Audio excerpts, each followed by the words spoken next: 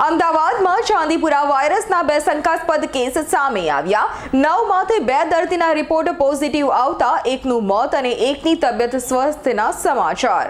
અચ્છા, અત્યારે જે ચાંદીપુરમની વાત કરશું, ચાંદીપુરા વાયરસની, તો સિવિલ હોસ્પિટલમાં અત્યારે 2 દર્દી દાખલ છે। એક પરમ દિવસે રાત્રે આવ્યું ને એક ગઈકાલે આવ્યું।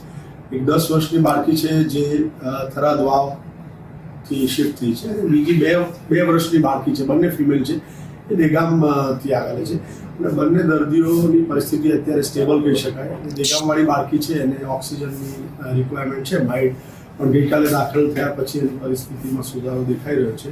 સૌથી મહત્વની વાત છે કે જે રીતે ખૂબ આપણા માધ્યમથી અને સરકાર દ્વારા પણ જે જાહેરાતો કરવામાં આવી કે આપણા બાળકને જો ખેંચ, તાવ, બેભાન અવસ્થા કે ઝાડા ઉલટી હોય, વીકનેસ હોય તો તાત્કાલિક નજીકના હોસ્પિટલમાં લઈ જવું।